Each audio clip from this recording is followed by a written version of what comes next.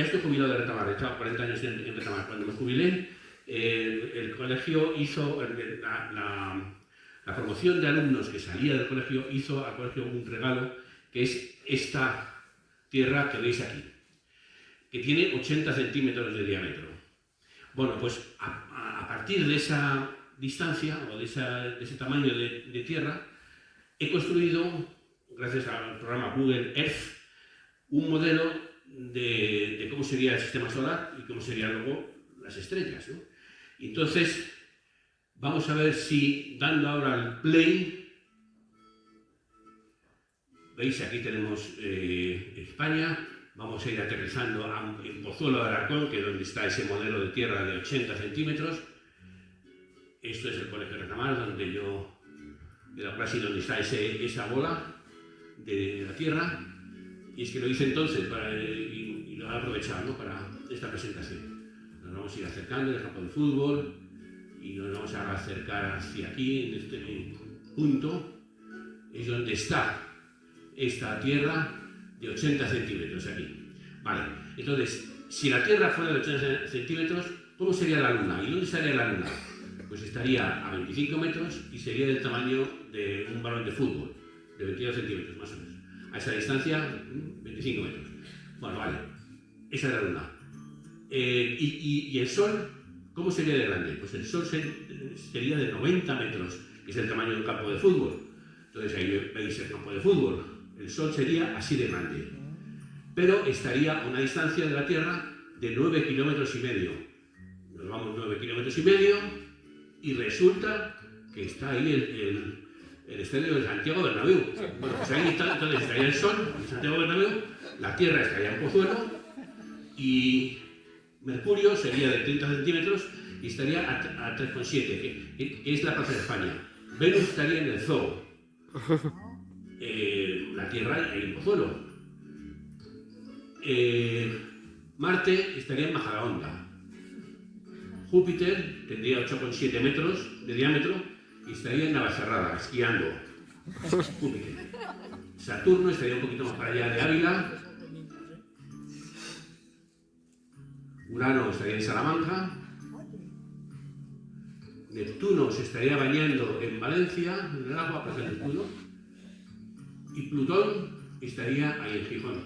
Es decir, que todo el sistema solar sería del tamaño aproximadamente de España. Y la estrella más cercana, ¿dónde estaría? ¿Estaría en Moscú? ¿Estaría en Australia? Pues no, hay que salirse de la Tierra. Y hay que irse, en esa misma escala, hay que irse a la Luna una vez, 2 veces, 3 veces, 7 veces, y ahí estaría la estrella más cercana. O sea que, como veis, el sistema solar es gigantesco, que es muy grande, es enano, es pequeñísimo, comparado con la estrella más cercana. La estrella más cercana es Alfa Centauri, que está a 4 años luz. Es decir, que yendo a la velocidad de la luz, que el hombre ni de broma ha llegado a esa velocidad, ni muchísimo menos, pero suponiendo que fuéramos a la velocidad de la luz, tardaríamos 4 años en viajar hasta allí, hasta la estrella más cercana. Esta es Alfa Centauro. Alfa Centauro no la vemos desde nuestras latitudes, se ve desde el hemisferio sur. Desde nuestras latitudes, la que vemos y que es más cercana es Sirio, que está a 8 años luz. Es una muy brillante. Bueno, y por decir algunas otras estrellas, la estrella polar estaría a 430 años luz, está. Deneb, que está en la constelación de Cisne, está a 2600 años luz. Y todas las estrellas que vemos a simple vista, saliendo de Madrid, como bien decía Gustavo, todas las que se ven a simple vista son de nuestra propia galaxia y además muy cercanas, son cercanas de nuestra galaxia. Y lo que está algo fuera de nuestra galaxia es, a simple vista, solamente se ve Andrómeda, que es una galaxia, la galaxia más cercana, que está a 2 millones de años luz. Y esa es la más cercana. Y luego hay muchísimas más estrellas, más galaxias, ya a miles de millones de años luz. Bueno, como veis, son cifras que dejan un poco... La Vía Láctea, que es la nuestra, es nuestra galaxia, que esta foto evidentemente no es de la Vía Láctea, esta es de Andrómeda, porque de la Vía Láctea no se puede hacer una foto, porque para hacer una foto de la Vía Láctea habría que salir de la Vía Láctea. Y tiene de diámetro 100.000 años luz. O sea, para recorrer de aquí a aquí hace falta 100.000 años. Por tanto, bueno, es como esta, nuestra galaxia, tiene 100.000 años luz de diámetro, tiene 2.000 años luz de espesor, o sea que es bastante plana. En el centro tiene un bulbo un poco más, con más estrellas, y contiene 300.000 millones de estrellas. Nuestra galaxia, 300.000 millones de estrellas. Y hay miles de millones de galaxias como esta. Bueno, ya se pierde, lo entiendo. Nuestra galaxia gira y tarda 200 millones de años en dar una vuelta, aproximadamente. Bueno, otra cosa simpática es las velocidades a las que vamos. Aquí estamos parados, nos parece que estamos parados, pero en la Tierra, por el giro de la Tierra, cada 24 horas, que da una vuelta, vamos a la latitud de España a una velocidad de 1.000 km por hora, simplemente por el giro de la Tierra, 1.000 km por hora. La Tierra además se mueve alrededor del Sol. En ese movimiento alrededor del Sol vamos a 100.000 km por hora y tardamos en dar un año la vuelta alrededor del Sol, ¿no? Pero luego alrededor de la galaxia, como os he dicho, que está girando, vamos a 1.000.000 de kilómetros por hora alrededor de la galaxia. O sea que, como veis, vamos a toda velocidad, sin quererlo, vamos a toda velocidad. Y no se nos ve cara de velocidad, pero deberíamos poner cara de velocidad, porque vamos a toda castaña. Bueno, eso es un poquito una introducción, pero ahora vamos a aterrizar, vamos a descender a la Tierra y vamos a ver que en la Tierra se dan un montón de circunstancias especiales, una, otra, que parece que están, o sea, que son necesarias para que haya vida, y vida inteligente, ¿no?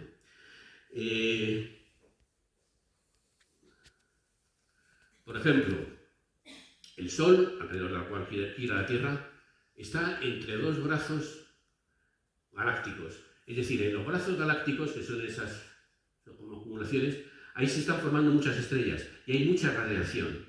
Si estuviésemos en medio de uno de esos brazos, habría mucha radiación que es mortífera y no se puede dar la vida. Entonces, la Tierra, el Sol, vamos, está en un hueco, digamos, entre un brazo y otro brazo, en un sitio tranquilo. También, si estuviese muy cerca del núcleo, también habría mucha radiación. Por tanto, el sitio idóneo es donde estamos, ¿no? Entre dos brazos de una galaxia. Gira la Tierra alrededor de una estrella, que la verdad que es una estrellita mediana. El Sol es una estrella muy normalita, pero es solamente una estrella. Lo habitual en las estrellas es que sean dobles, que sean triples, que sean cuádruples, que sean sistemas de estrellas. Y menos mal que gira alrededor de una estrella sola, porque imaginaros que este fuera el Sol, que fueran dos soles, ¿no? Y la Tierra girando alrededor del Sol, de esos dos soles. Cuando se acercara a uno, le atraería. Cuando se alejara, lo atraería menos. Cuando llegara a otra, lo atraería. Entonces la órbita estaría continuamente entrando y saliendo, sería un bamboleo que sería difícil. La vida necesita tranquilidad. Entonces, por eso gira alrededor de una estrella única, ¿no? Solitaria, digamos. Está a una distancia del Sol adecuada para que haya temperaturas templadas y que concretamente se pueda dar agua líquida, que es necesaria para la vida. Para que haya vida se necesita agua líquida. Y hace falta una temperatura pues templada, como la que tenemos aquí en la Tierra. Aquí en la Tierra, la temperatura media pues son aproximadamente 20 grados. En el siguiente planeta hacia el Sol, que es Venus, la temperatura media son 400 grados. Y además,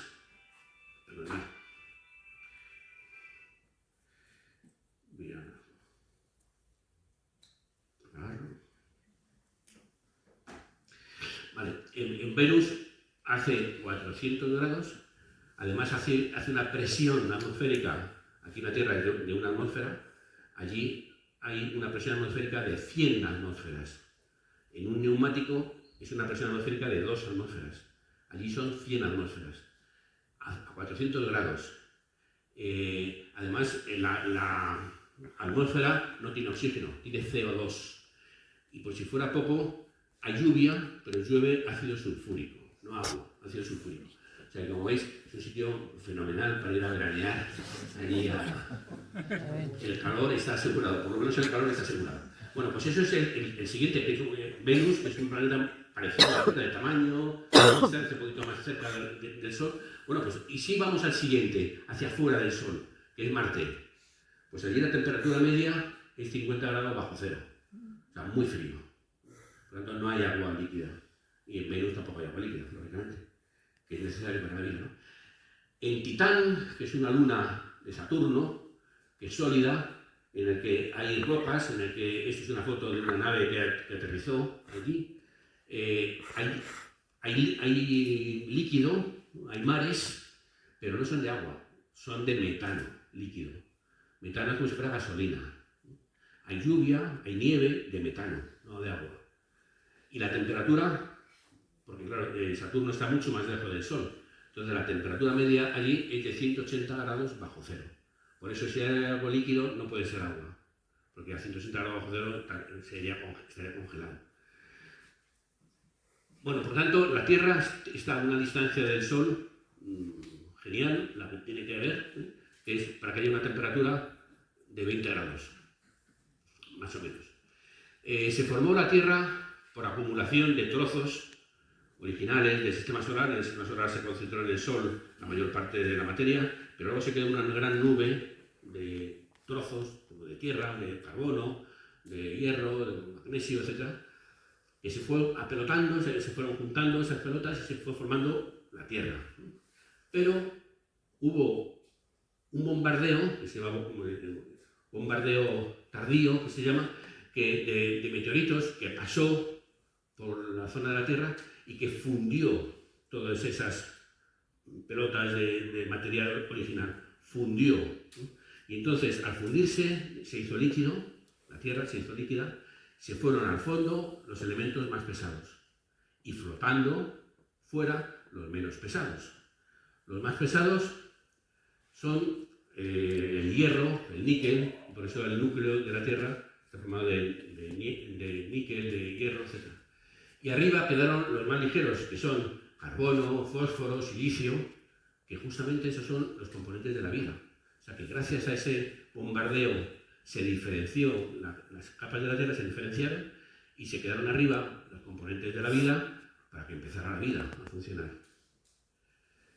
El núcleo metálico, además, ese que se forma en el centro, al girar, proporciona un intenso campo magnético que protege de la mortífera radiación exterior que hay. Rayos gamma, sobre todo, una radiación que es mortífera, pero tenemos un potente campo magnético que nos protege. Nos hace un escudo y pasa, la mayor parte de esa radiación pasa sin entrar en la Tierra. O sea que es muy bueno. Un planeta sin campo magnético fuerte está destinado a que no haya vida.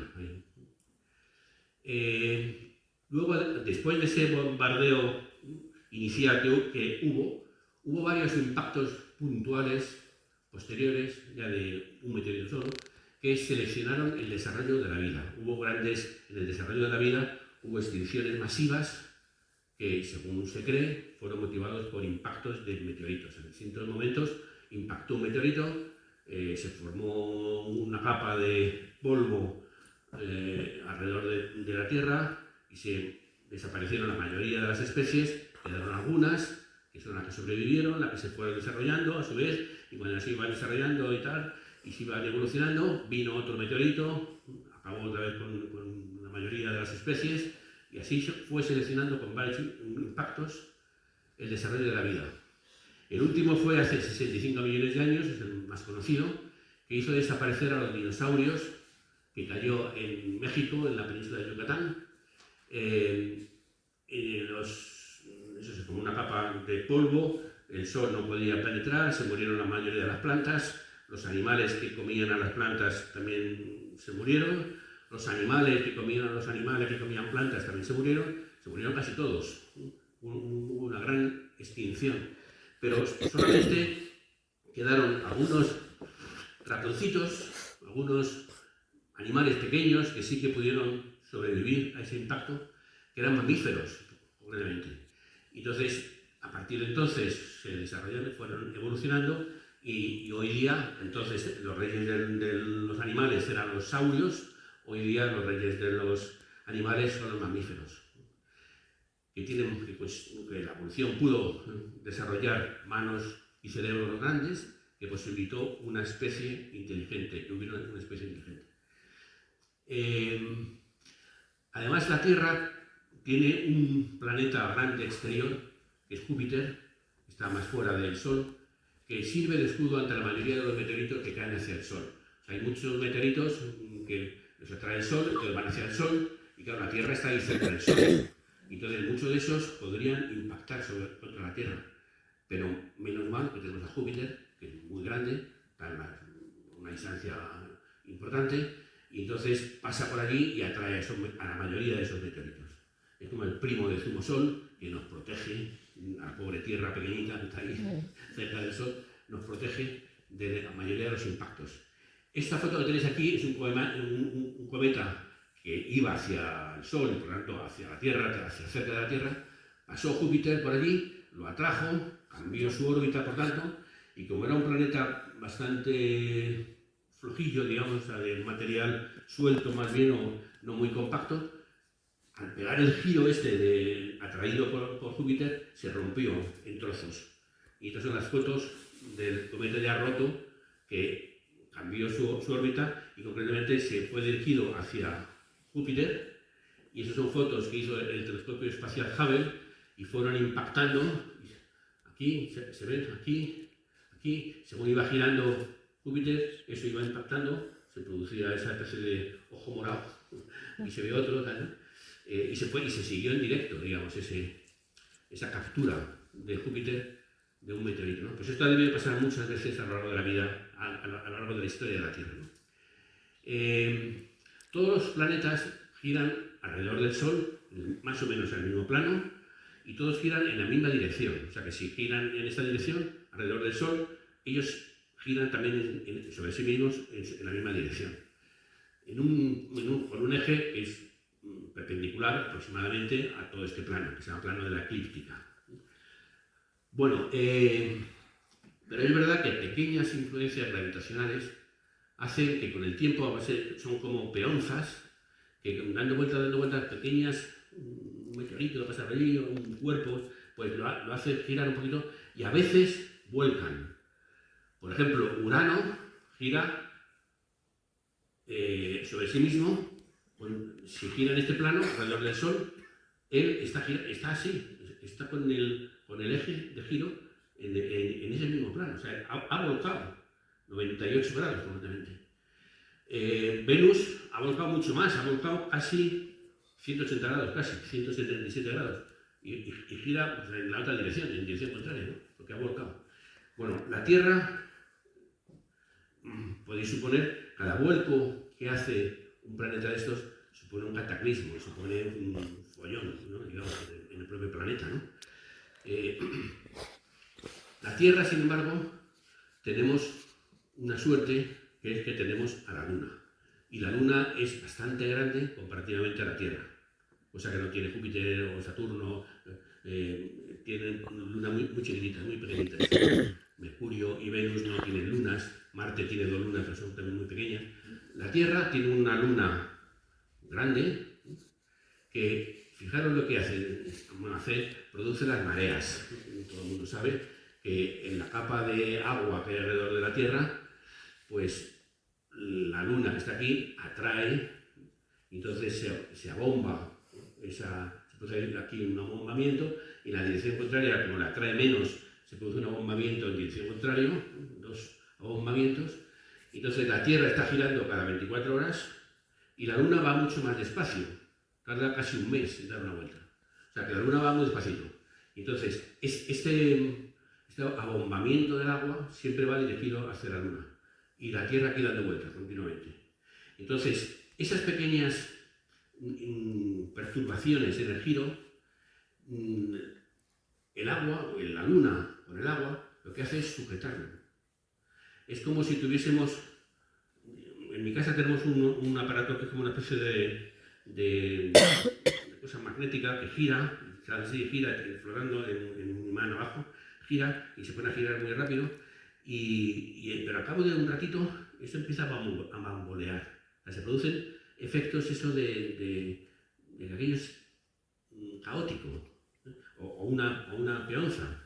Una peonza a veces está muy bien, está girando, está muy quieta, pero de repente aquello se pone a bambolearse, ¿no? Bueno, pues eso le pasaría a la Tierra y pasa a los planetas. Pero es como si hubiese unas manos gigantes de la Luna con el agua, con el mar, que cuando eso gira, le pone y entonces quita ese bamboleo. Es decir, que la Luna hace que el giro de la Tierra sea muy estable, un poquito girado, está girado 23 grados, con lo cual eso es fenomenal porque así hay estaciones, si no sería siempre el tiempo igual, siempre lloviendo, se imagines, continuamente todos los años igual, sería horrible, ¿no? Que llueva un poco unos días, vale, pero luego que tenemos sol y queremos calor y queremos un poquito de frío, las estaciones vienen muy bien. Bueno, pues ese giro es muy estable, muy constante, gracias a la Luna, ¿no? Y por lo tanto la vida tuvo la necesaria tranquilidad para poder desarrollarse si estuviera volcando continuamente la Tierra, como ha pasado en otros planetas. La litosfera, que es la capa más externa de la Tierra, es muy delgada. Tiene una media de 100 kilómetros. Frente hasta el centro de la Tierra hay 6.400 kilómetros. Ese es el radio de la Tierra, 6.400. La litosfera, que es la capa, son 100 kilómetros, que es muy poquito, es como si fuera una cáscara de huevo, muy finita, ¿no? Es muy finita. Y además es más gruesa en los continentes, aquí se ve un dibujo de todos los continentes, es más gruesa, y debajo del mar es más fina. En Mercurio, Marte, la Luna, la litosfera es mucho más gruesa, Y entonces es muy difícil en nosotros, en Mercurio, Marte, la Luna, no se mueve, no hay plegamientos, si hay montañas, son muy raras y son por impacto. En la Tierra no, en la Tierra hay plegamientos, otros planetas están geológicamente muertos, la Tierra no, la Tierra está geológicamente viva. Tiene además una característica que es la isostasia, que es donde la corteza es más gruesa, aquí en los continentes, los materiales son más ligeros, y donde es más delgada, los materiales son más pesados, y eso produce una gran estabilidad global.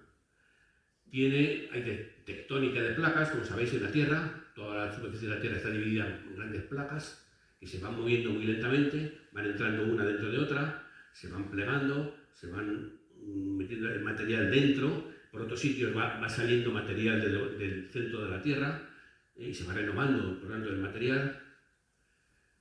Hay una dorsal, esto es América, esto es Europa, y hay una dorsal en el centro en el que está saliendo el material continuamente por dentro, se está renovando ese material. Luego se están produciendo las cordilleras, el Himalaya, por ejemplo, es que una placa se está metiendo junto a otra y la levanta, ¿no? Los Pirineos también es una placa que se está metiendo contra otra, etcétera, ¿no? Los Andes.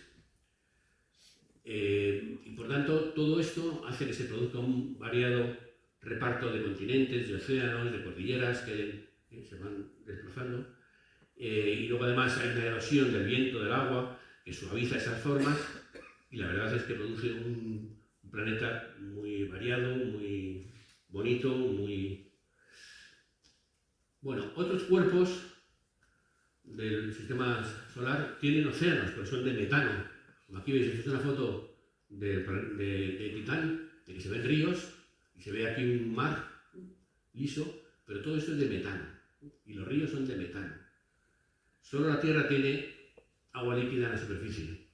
En Marte, esta es la superficie de Marte, esto es un cráter muy grande, de un impacto, en el que se ven aquí unas escorrentías, como unos cauces secos, pero por aquí parece que ha debido haber agua.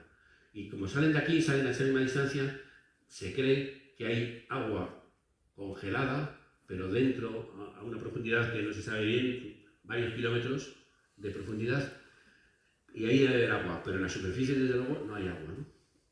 Quizás en Marte pues eso, se encuentre profundizando dentro de... en Europa, que Europa es una luna de Júpiter y está en la superficie de Europa, como veis, se ve que se han desplazado, tiene una serie de rayas que se ven como desplazadas, ¿no? Y todo esto es hielo. Entonces, si se ha desplazado es porque debajo debe haber agua y por tanto esto se descongela en algún momento, se desplaza, se rompe, se craquea y aquí veis esto es la superficie y debajo debe haber agua, se supone que debe haber agua. La NASA va a mandar dentro de unos años pues, allí una nave que perforará y buscará ver si hay agua. Pero en la superficie, desde luego, no hay agua. El agua es muy especial, nos viene genial. El agua tiene un altísimo calor específico. ¿Qué es lo que significa? Que para elevar un grado de temperatura hay que meterle mucho calor, mucha energía, para elevar un grado de temperatura. Por eso en el microondas, cuando se calienta la sopa, por ejemplo, pues hay que darle bastantes horas. Cuando se calientan las empanadillas, enseguida cogen un calor tremendo. ¿Por qué? Porque tiene mucha agua, la sopa tiene mucha agua, y hay que darle mucha energía para que aquello suba de temperatura. Y otras cosas, sin embargo, tienen un calor específico mucho menor, y a nada que le aportes un poquito de energía ya sube la temperatura. Bueno, el agua tiene un altísimo calor específico. Entonces, ¿eso qué? ¿Y qué? ¿Y eso qué pasa? Pues es que los océanos, durante el día, en el que el sol está mandando mucha energía, los océanos están acumulando mucho calor, sin subir apenas la temperatura, por el calor específico. Está cogiendo mucho calor y, sin embargo, aumenta muy poco la temperatura. Y llega la noche, que ya no está el sol, y entonces debería hacer mucho frío. Y, sin embargo, los océanos que han estado acumulando ese calor lo van soltando, es mucho calor, lo van soltando y por lo tanto hace que la noche no sea tan fría como debería ser, ¿no? Y por lo tanto es un estupendo termostato, el agua, los océanos son un estupendo termostato. De hecho, en la Luna, que está prácticamente a la misma distancia del Sol, pues en la Luna, que no hay agua, no hay océanos, pues cuando es de día y le da el Sol, se pone a 150 grados. Y por la noche, cuando no le da el sol, se pone a 170 grados bajo cero, que es lo que debería haber en la Tierra si no hubiera océanos. Bueno, por lo tanto, viene muy bien para ser ese termostato y que la temperatura sea templada. Además, el agua es un gran disolvente de casi todas las sales, entonces los ríos disuelven en una zona, lo depositan en otra zona, esos materiales disueltos. Tiene además el agua una gran capilaridad, que significa que puede mojar, o sea, que entra en los agujeros pequeños, en los tejidos, que moja, y entonces se introduce muy bien en el terreno para regar las plantas. Y luego tiene una rareza el agua, que es que el agua líquida flota, perdón, el agua sólida flota, el hielo flota, cuando lo normal es que no flote. El hierro, por ejemplo, el hierro cuando se licúa, cuando lo hace líquido, pues muy bien, tenemos un líquido. Bueno, luego está la atmósfera, que es un estupendo escudo contra las aproximadamente 5 toneladas diarias de meteoritos que caen de la Tierra. Caen a la Tierra desde el espacio exterior, caen cada día 5 toneladas de meteoritos, pequeñitos, y que entran, aquí tenéis uno, por ejemplo, ¿no? Pero en Mercurio, por ejemplo, o en la Luna, que no hay atmósfera, pues impacta continuamente y por eso tienen esa superficie de la Luna toda llena de cráteres, ¿no? Por todos sitios, ¿no? Y en Mercurio es muy parecido. Aquí, algún meteorito de vez en cuando cae sobre la Tierra, la mayoría se queman en la atmósfera. Además, la atmósfera tiene oxígeno, un 22%, que viene muy bien para la vida, que es necesario el oxígeno para la vida, pero también es muy corrosivo. Entonces, le viene muy bien el nitrógeno, que es el 75%, que es neutro, que lo suaviza, lo disuelve, digamos, ¿no? Eso sí que no es tan corrosivo. Además, la atmósfera tiene una protectora capa de ozono que elimina los rayos ultravioletas, que son mortíferos en las dosis que llegan desde el espacio.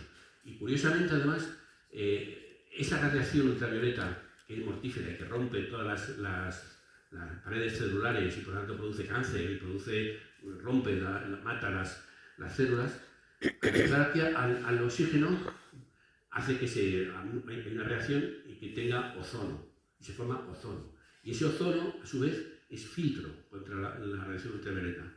Entonces, justo se consigue un equilibrio maravilloso que hace que pueda penetrar un poquito de radiación ultravioleta necesaria para las plantas, que necesitan un poco de radiación ultravioleta, pero no toda, ni mucho menos, que sería mortífera. O sea, que gracias a esa capa de ozono puede haber plantas en la Tierra y podemos vivir en la Tierra a su vez, ¿no?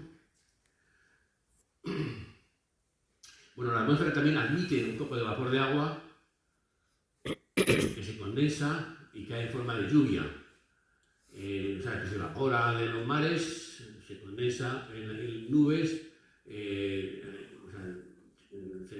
viene la lluvia, riega, cae por los ríos, otra vez al mar, vuelve otra vez a empezar. Es lo que se llama el ciclo del agua, que riega y que es muy necesaria para la vida también, ¿no? Todo este ciclo del agua. Además, al amanecer, que baja la temperatura en general, pues en la atmósfera, que cae un poquito de vapor de agua durante el día y cuando hace calorcete, una temperatura, baja la temperatura y cabe menos agua y por tanto menos vapor de agua. Y por tanto se condensa en las partes frías, en los cristales, por ejemplo, sobre los coches, sobre las partes frías se condensa y se forma esa gotita de agua que es el rocío. Pero claro, el rocío realmente es que es un riego gota a gota. O sea, que una plantita de césped llega la madrugada y aparece ahí una gota que riega esa plantita de césped y la otra y la otra y la otra, ¿no? Es realmente un riego gota a gota fantástico, ¿no? Bueno, total, que resumiendo esto de la parte de la Tierra parece una gran maquinaria de la geología, las placas tectónicas, la corteza, el agua, la atmósfera, que parece preparada para albergar vida. Y que todas estas características debería tenerlo otro posible planeta que quiera tener vida. No basta con que sea parecido a la Tierra en tamaño, tener muchas cosas, ¿no? Bien, ahora dejando la Tierra, vamos a ver que también hay en las constantes del universo, en las leyes del universo, las leyes físicas, dependen de unas constantes que tienen unos valores, que los científicos miden esos valores, pero ¿por qué tienen esos valores? Pues los científicos no lo saben. Por ejemplo, la velocidad de la luz en el vacío. Todos sabéis que son 300.000 km por segundo, la velocidad de la luz en el vacío. Pero ¿por qué son 300.000 y no son 200.000? ¿O 1.000? ¿O 500.000? Pues no se sabe.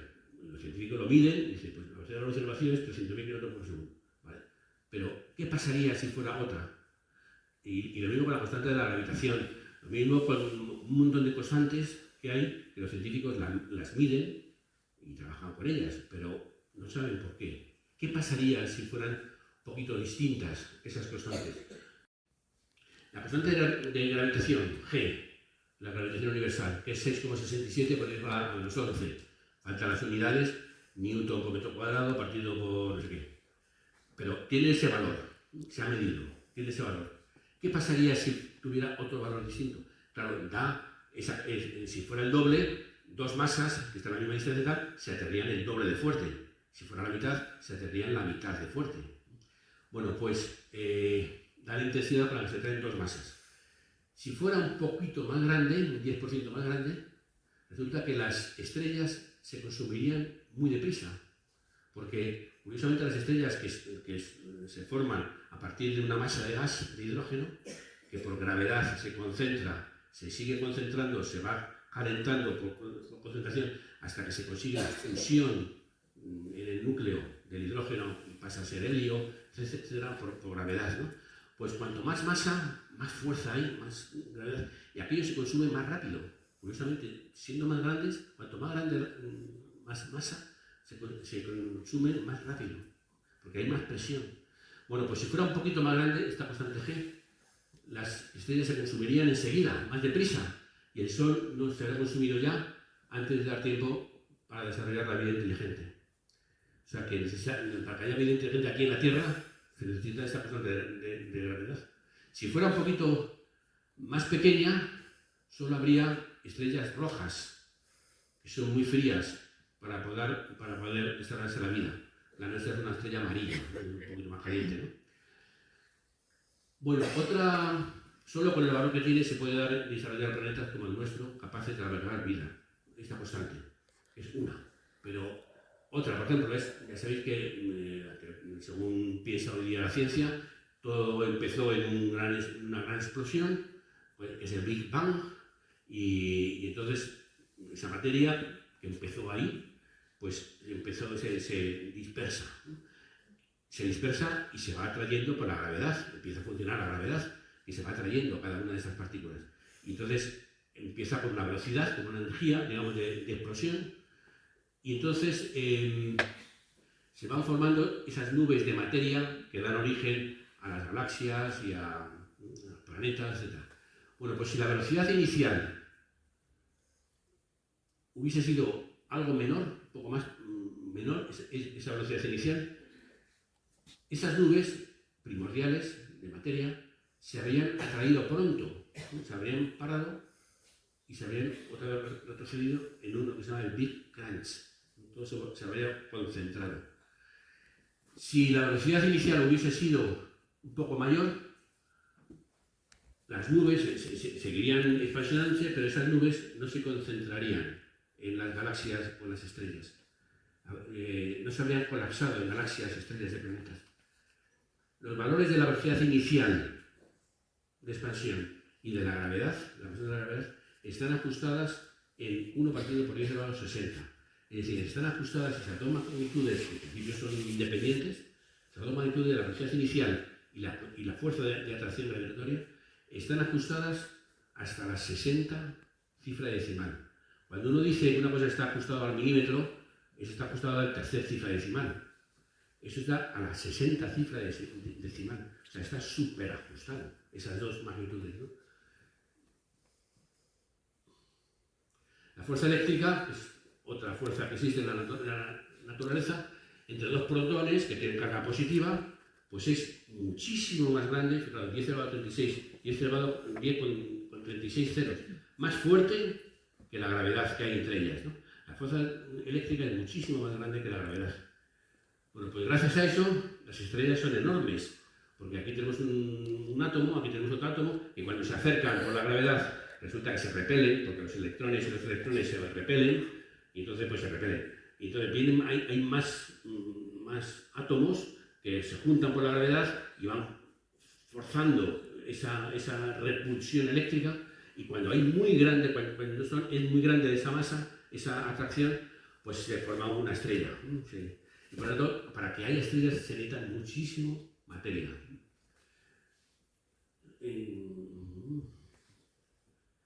Si la fuerza eléctrica fuese un poco menos intensa, las estrellas serían más pequeñas, porque ya en cuanto se formaran unos cuantos átomos, aquello ya empezaría a haber fusión.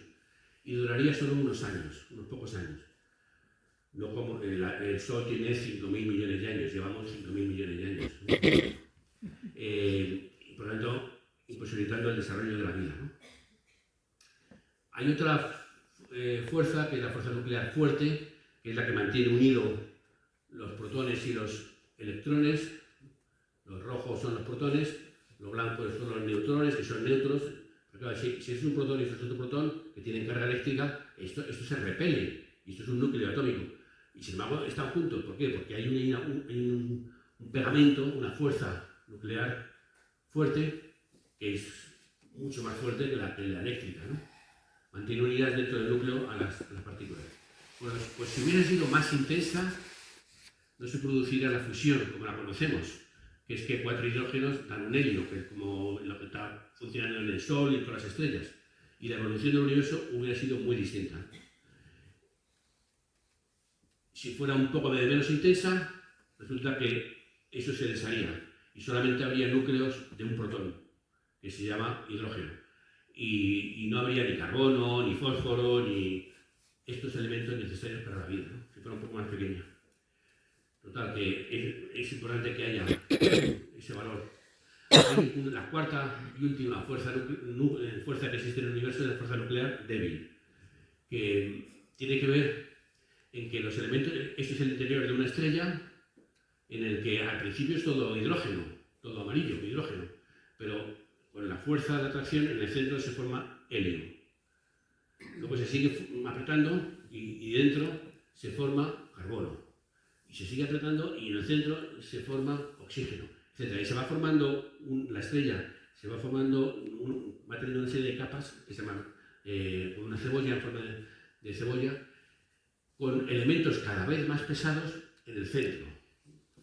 Bueno, pues las que son muy masivas acaban estallando como supernovas y con esta explosión se diseminan por el espacio todos estos elementos que se han formado dentro de las estrellas.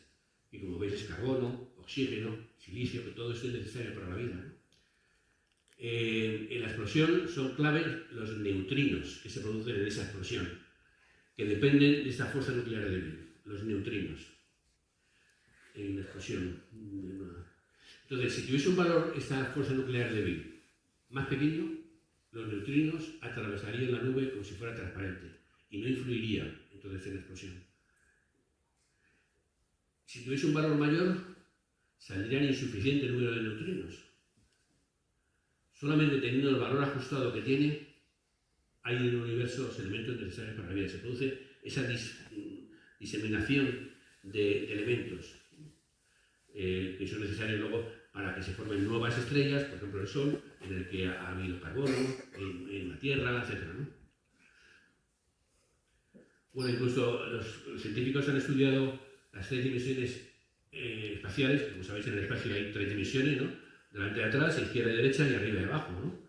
Y hay una temporal, que es que vamos de hoy a mañana, ya pasa mañana y tal, ¿no? Que no vamos hacia adelante, a una velocidad de 1 segundo por segundo. Bueno, pues si hubiese menos dimensiones, si hubiese 1 o 2 dimensiones espaciales solo, en lugar de 3, no se podría dar la gravedad.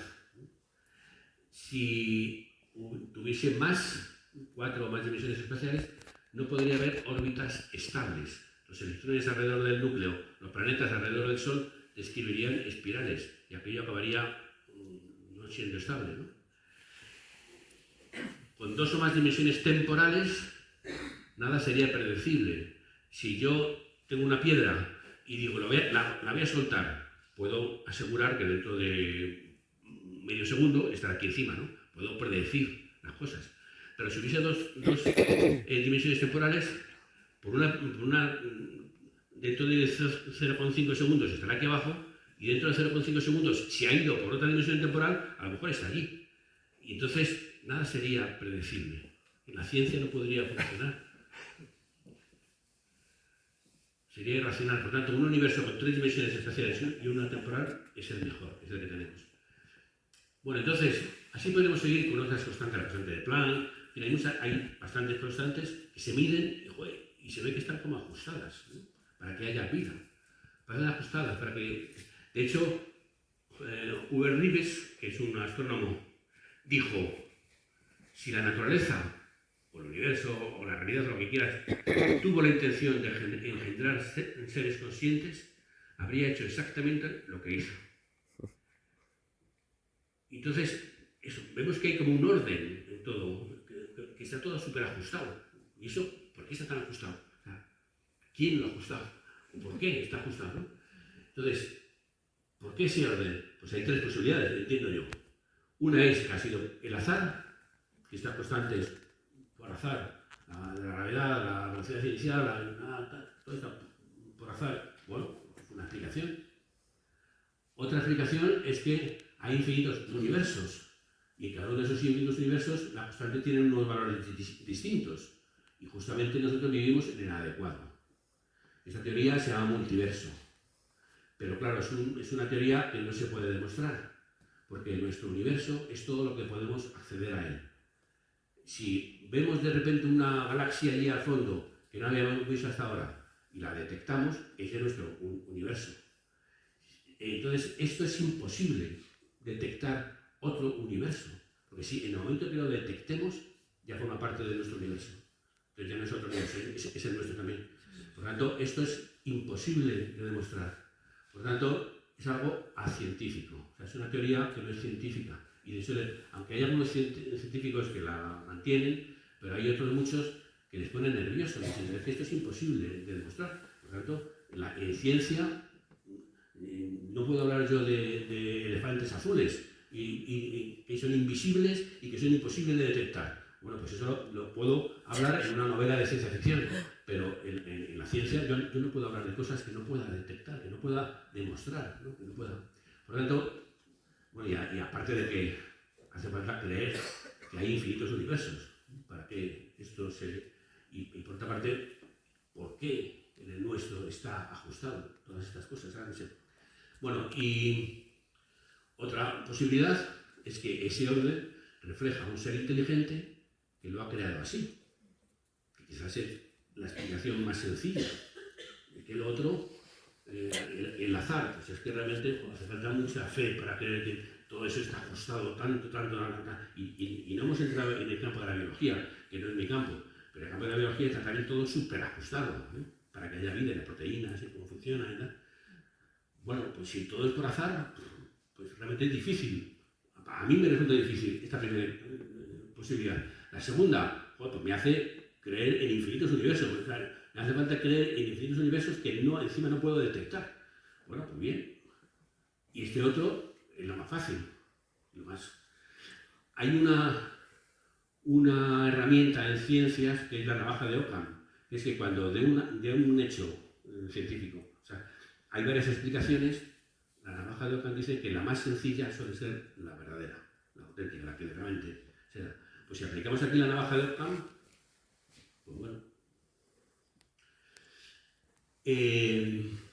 Pero bueno, esto ya nos estamos saliendo de la física y estamos entrando en la filosofía, que es la razón de por qué ese orden. La ciencia detecta, mide que hay un orden, que todo está ajustado. Pero ahora el por qué, eso cae fuera de la ciencia, ¿vale? Y cae dentro de la filosofía. En los comienzos de la ciencia, cuando Galileo, cuando Newton, todos esos eran creyentes y no tienen ninguna dificultad entre fe y ciencia. Eran creyentes, la mayoría, ¿no? En el siglo XX o siglo XX, parecía que la ciencia iba a explicar todo y que muchos científicos dejaron de creer y eran ateos, se dedicaban a la ciencia y ya está. Y empezó a verse como una contradicción entre fe y ciencia, ¿no? Pero hoy día, que se han visto todos estos ajustes y todas estas casualidades, pues la ciencia apunta más bien hacia un creador, como la explicación más racional a una realidad que es tan compleja que parece improbable que exista. O sea, parece como que la probabilidad de que exista la vida sobre la Tierra la probabilidad es casi nula, ¿no? Y sin embargo la hay. Bueno, entonces, decía Luis Pasteur, que era creyente, un poco de ciencia aleja de Dios, mucha ciencia acerca a él. Y muchos premios Nobel actuales son teístas, o sea, que creen en la existencia de un Dios. Veamos algunas citas. Por ejemplo, un premio Nobel de Derek Barton del año 69. Dios es verdad. No hay incompatibilidad entre ciencia y religión.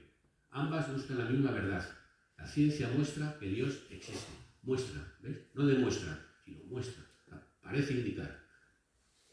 Este Arthur Salow, que inventó el láser, que tiene el premio Nobel en el 81, me parece que cuando nos enfrentamos a la maravilla de la vida y del universo, uno debe preguntar ¿por qué?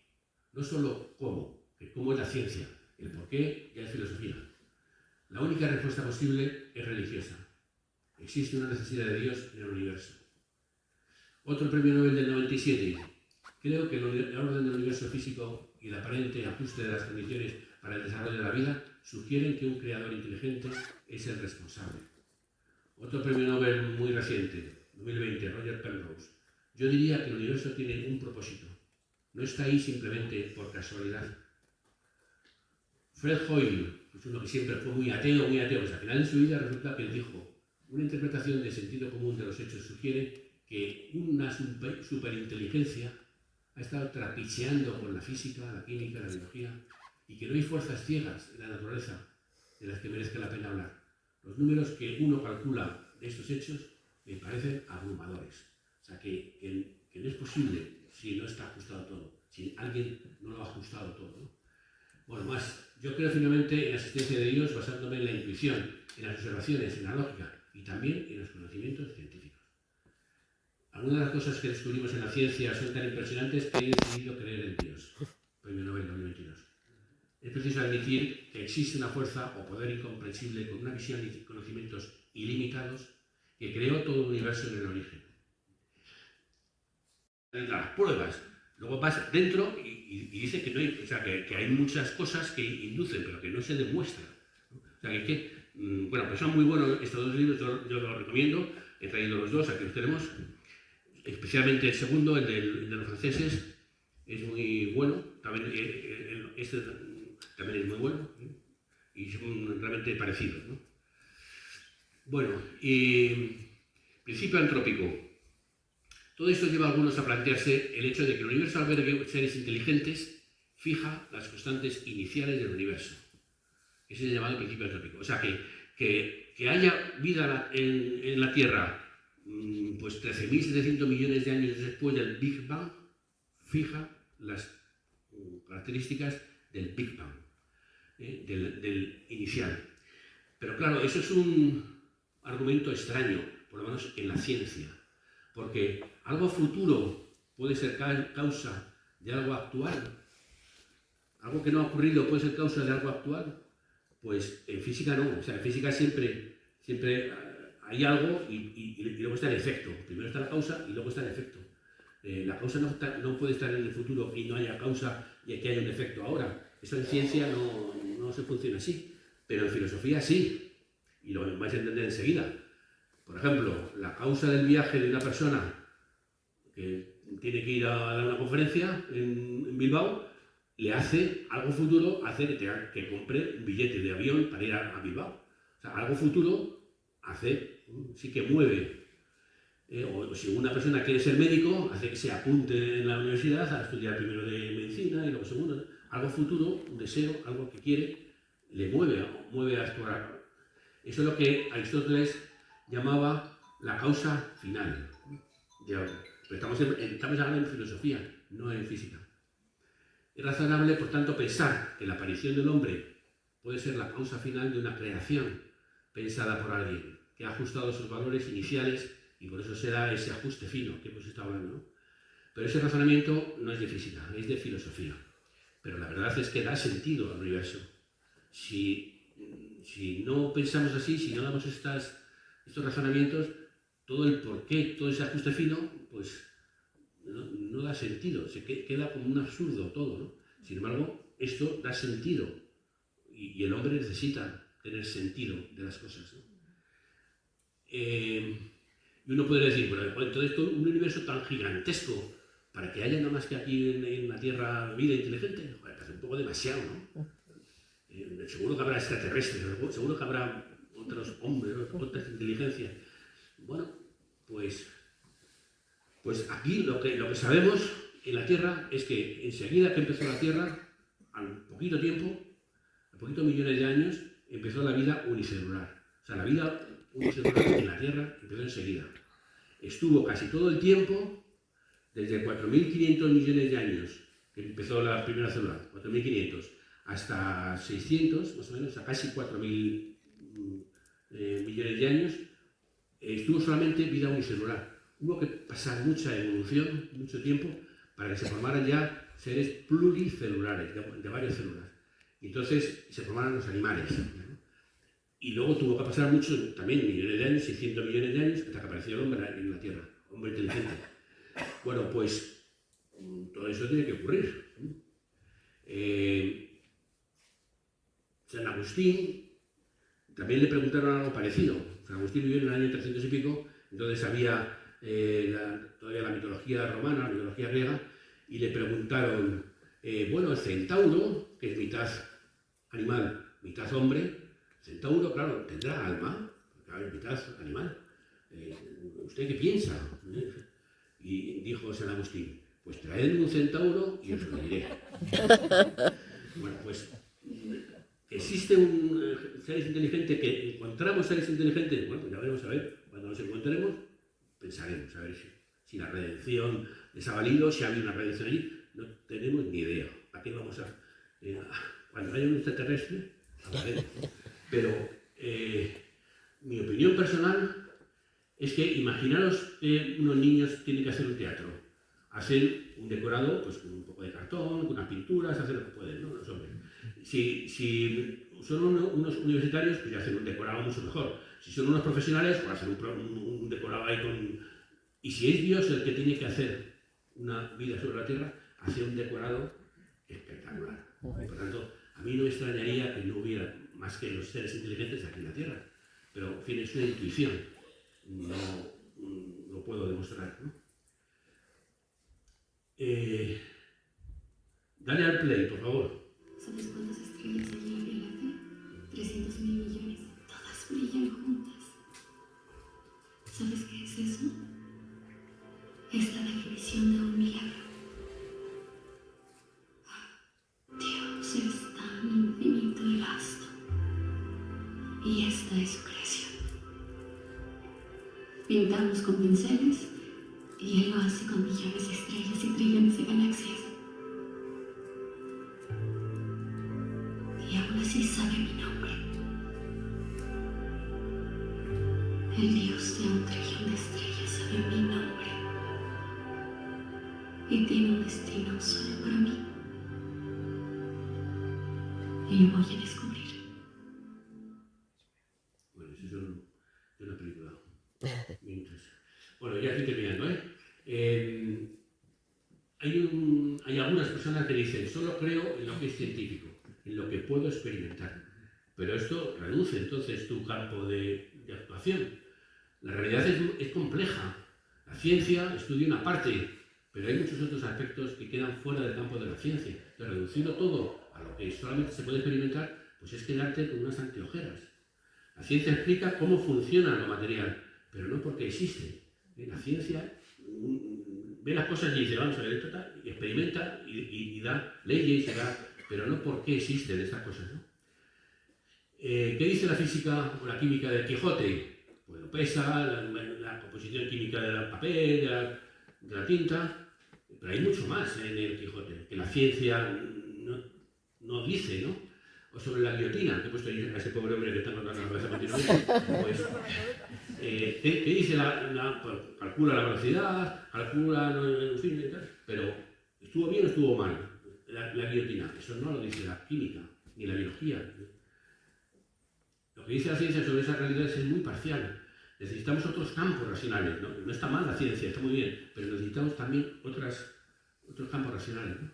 Por ejemplo, lo mismo pasa con los derechos humanos, que la física no tiene nada que decir, con los sentimientos, el perdón, el odio, el amor, la libertad, la responsabilidad, la ética, la religión, todo eso, hay muchos aspectos que además suelen ser los más importantes, que la ciencia no tiene mucho... por lo tanto, la ciencia experimental no vale para todo, ¿no? Tiene su campo. Por ejemplo, la ciencia estudia las causas segundas, pero la razón lleva hacia una causa primera. Por ejemplo, aquí tenemos unos espejos y tenemos un rayo que se refleja, aquí le llega un rayo rojo y refleja a otro que le llega, refleja, o sea, recibe una luz y la cede la luz. Todo eso son causas segundas. Si estamos viendo aquí esto, obligatoriamente la razón dice que tiene que haber, al principio tiene que haber una linterna, que sea la que diga que el rayo tiene que ser rojo y no verde. Y tenga una linterna que no reciba la luz, sino que la genere la luz. Una causa primera. La creación, que es un término filosófico, es pasar del no ser al ser. Requiere una potencia infinita. Y aquí hay una cosa matemática. Si el cero, que sería el no ser, al final acaba en algo, hay que multiplicarlo por infinito, no por 1000, ni por 100.000, sino por infinito. Si no, no da algo. Y también una sabiduría infinita. Imaginaros aquí una hada madrina, con una varita mágica, que le dice un niño, hada madrina, quiero un pastel. Y va el hada y dice, toma, pastel. Y crea un pastel. Eso lo crea de la nada. Es parecido a una creación, ¿no? Pero claro, si pensamos, este hada, como es de la nada, tiene que pensar si lo hace de galletas, de bizcocho o de chocolate, si es de menta, de fresa, el sabor, de qué tamaño tiene que hacerlo, que si tiene de 2 pisos, de 1 piso, de 3 pisos, tiene que tomar un montón de decisiones, porque parte de la nada. La creación de la nada requiere una sabiduría infinita. El creador, cada átomo, cada molécula, cada partícula, tiene que decir cómo funciona. Por lo tanto, necesita una sabiduría infinita. Bueno, me parece que esta es la última. El astrónomo inglés Eddington decía: podemos salir a pescar con redes que tengan agujeros de 1 metro de diámetro, pero si las usamos, no debe extrañarnos que no pesquemos peces menores que esos agujeros, y mucho menos decir que no existen, porque nunca los hemos pescado con esa red.